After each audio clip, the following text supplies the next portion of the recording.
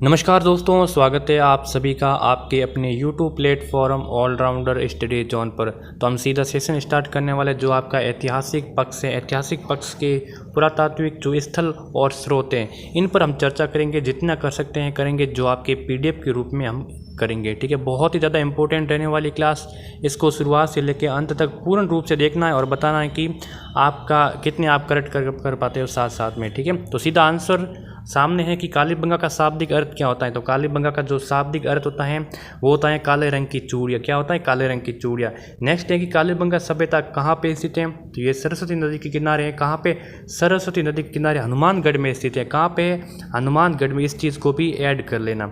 अगला है कि कालीबंगा सभ्यता को सिंधु घाटी सभ्यता की तीसरी राजधानी कहा गया। ये किसने कहा था? तो ये कहा था दशरथ शर्मा जी ने। किसने कहा था? दशरथ शर्मा जी ने। इंपॉर्टेंट क्वेश्चन है। चलिए नेक्स्ट है कि कालीबंगा सभ्यता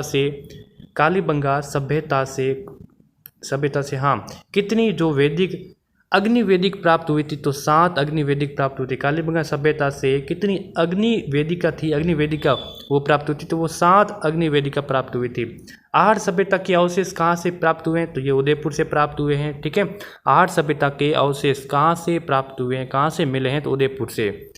भीम डोंगरी गणेश डोंगरी किस सभ्यता से संबंधित हैं?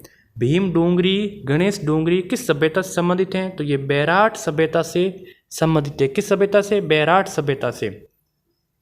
राजस्थान में सर्वप्रथम जुते हुए खेत के साक्ष्य कहाँ से प्राप्त हुए हैं? तो ये कालीबंगा से प्राप्त हुए। इंपॉर्टेंट है, राजस्थान में सर्वप्रथम जुते हुए जो खेत के साक्ष्य प्राप्त हुए हैं वो कालीबंगा से प्राप्त हुए हैं। ठीक है, नेक्स्ट है कि किस सभ्यता को ताम्रवती नगरी के नाम से जाना जाता है। तो आहड़ सभ्यता को दोस्तों, आहड़ सभ्यता को ताम्रवती नगरी के नाम से जाना जाता है। इंपॉर्टेंट है। आहड़ सभ्यता का जो उत्खनन है वो किसने किया था? जो आहड़ सभ्यता जो इसका उत्खनन है ये किसने किया था? उदयपुर में है ना। इसका उत्खनन किया था धीरजलाल सकलिया ने। किसने किया? धीरजलाल सकलिया ने।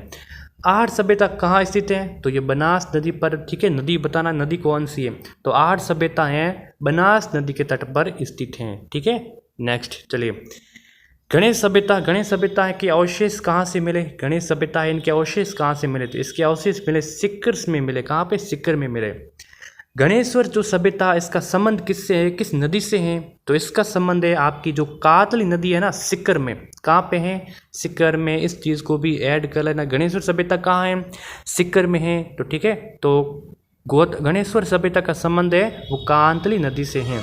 राजस्थान में अशोक के जो अभिलेख है इसका वर्णन है किस सभ्यता में है? देखिए राजस्थान में जो अशोक के अभिलेख है ना, अभिलेख, उसका वर्णन किस सभ्यता में? तो उसका वर्णन है जो बैराट की सभ्यता है, बैराट की सभ्यता में है। सैराट सभ्यता की प्राचीनतम राजधानी कौन सी थी? सैराट सभ्यता की प्राचीनतम राजधानी, तो प्राचीनतम राजधानी मत्स्य राज्य की थी। ठीक है, जो सैराट सभ्यता की प्राचीनतम राजधानी थी मत्स्य राज्य की। ठीक है, मत्स्य जनपद की राजधानी, मत्स्य जो जनपद था इसका राजधानी कौन से? देखिए एक आपका जो रियासत है, ठीक है, रियासत में जो मत्स्य रियासत है इनकी राजधानी कौन सी थी? वो अलवर थी। ठीक है, कौन सी थी? अलवर थी। जो ये प्रथम चरण था ना, मत्स्य चरण प्रथम चरण था, उसमें जो 4 रियासत थी उसमें से जो उनकी राजधानी थी वो अलवर थी, लेकिन मत्स्य जनपद की राजधानी थी वो विराटनगर। ठीक है, नेक्स्ट है बालाचल सभ्यता स्थित है। तो ये उदयपुर में। ये क्वेश्चन जो हाईलाइट किए गए हैं ये पिछले BSTC एग्ज़ाम में आए हुए थे, जो 2022 में एग्ज़ाम हुआ था ना, उसमें इस PDF से कम बहुत सारे इंपॉर्टेंट क्वेश्चन है। तो इस PDF को हम पूरे को सॉल्व करेंगे। अगर आप नोट्स बनाना चाहते हैं तो बहुत अच्छी बात है, नोट्स बनाते चलिए। बागोर सभ्यता कहाँ स्थित है? तो भीलवाड़ा में। कहाँ पे? भीलवाड़ा में बागोर सभ्यता। ठीक है, बहुत ही इंपॉर्टेंट क्वेश्चन है। नेक्स्ट है कि बागोर सभ्यता है, बागोर सभ्यता किस नदी के तट पर स्थित है? तो ये कोठारी नदी के तट पर स्थित है। कहाँ पे? कोठारी नदी के तट पर। राजस्थान की सबसे प्राचीन सभ्यता कौन सी है? तो वो कालीबंगा सभ्यता। कहाँ पे? हनुमानगढ़ में है ना, हनुमानगढ़ में। बैराट सभ्यता के उत्खननकर्ता कौन है? तो दयाराम साहनी है जो बैराट सभ्यता के उत्खननकर्ता हैं। ठीक है, किस सभ्यता में चांदी के पंचमारक सिक्के प्राप्त हुए? तो बैराट सभ्यता से चांदी के पंचमारक सिक्के प्राप्त हुए हैं। काले रंग की चूड़िया का संबंध है? तो कालीबंगा सभ्यता से। देखिए काले रंग की चूड़िया का संबंध किस सभ्यता से है? तो कालीबंगा सभ्यता से है। ठीक है, नेक्स्ट है कि राजस्थान में भागवत संप्रदाय, थोड़ा सा इसका जूम इन कर देता हूँ। हाँ, अब देखिए, राजस्थान में भागवत संप्रदाय के प्रभाव की पुष्टि करने वाला जो अभिलेख था वो कौन सा था, तो वो आपका गोसोंडे का अभिलेख था, गोसोंडे का अभिलेख। ठीक है। पोथीखाना संग्रहालय स्थित है तो जयपुर में स्थित है। कौन सा पोथीखाना संग्रहालय दोस्तों, जयपुर में स्थित है। नोट्स बनाते चाहिए। ठीक है। अगर आप BSTC ग्रुप में ज्वाइन होना चाहते हैं, जिसका लिंक है वो नीचे डिस्क्रिप्शन में BSTC ग्रुप बना दिएगा। जी हाँ, यहाँ पर व्हाट्सअप नंबर नीचे दिए गए, वहाँ से हमसे कॉन्टेक्ट कर लेना, आपको BSTC ग्रुप में ज़रूर जोड़ दिया जाएगा। ठीक है। पोथीखाना संग्रहालय कहाँ है, जयपुर में है। कीर्ति स्तंभ है, इसके प्रशस्ति के रचयिता कौन है, तो अत्रि कवि है। देखिए, कीर्ति स्तंभ है ना, इस प्रशस्ति के रचयिता कौन है, तो अत्रि कवि इसके रचयिता हैं। ठीक है। नेक्स्ट है, वो कौन सा अभिलेख है जो महाराणा कुंभा के लेखन पर प्रकाश डालता है, तो वो कीर्ति स्तंभ प्रशस्ति है। ठीक है। सोई राम सिंह ने राजस्थान स्कूल ऑफ आर्ट्स की स्थापना किस वर्ष की थी, तो इसमें कुछ डाउट्स हैं, इसीलिए ये कुछ डॉट डॉट किए गए हैं। ठीक है।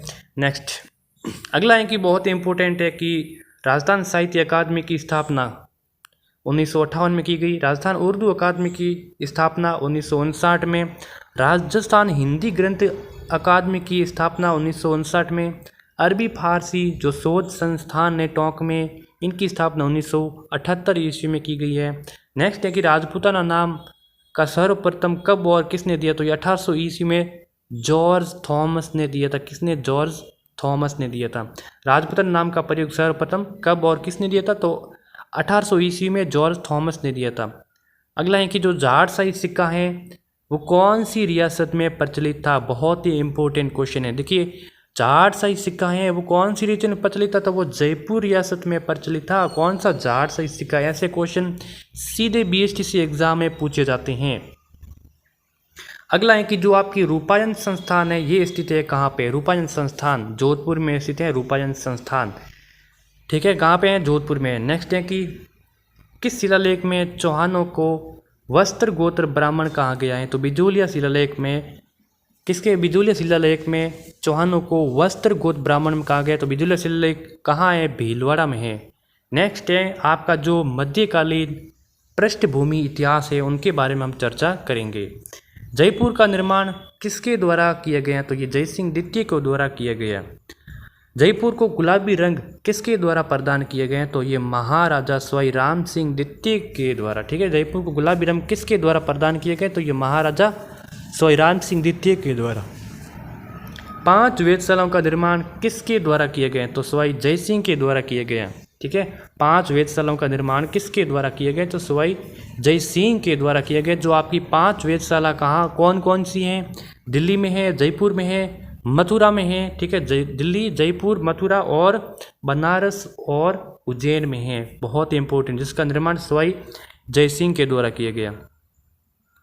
नेक्स्ट है, अगला है कि जो प्रथम प्रतिहार शासक जिसने परम भट्टारक महाराज धीराज परमेश्वर की उपाधि धारण की थी, तो वो कौन थे, तो वो थे आपके नाग भट्ट थे। कौन थे, नाग भट्ट थे। ठीक है, महाराणा कुंभा द्वारा रचित ग्रंथ संगीत राज कितने कोशों में विभक्त था, तो ये 5 कोशों में विभक्त था। महाराणा प्रताप का राज्याभिषेक कहाँ हुआ था, गोगुंदा में हुआ था। शेखावटी ब्रिगेड का मुख्यालय झुंझुनू में, शेखावटी ब्रिगेड का मुख्यालय कहाँ है, झुंझुनू में है। इंपॉर्टेंट क्वेश्चन है।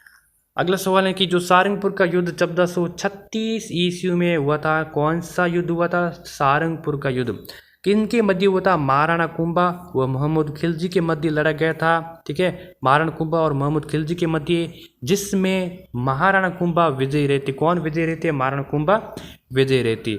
अगला सवाल है आपका जो खानवा का युद्ध है। ठीक है, खानवा का युद्ध 17 मार्च 1527 ईस्वी में लड़ा गया। बाबर और राणा सांगा के मध्य लड़ा गया, जिसमें बाबर की विजय हुई थी।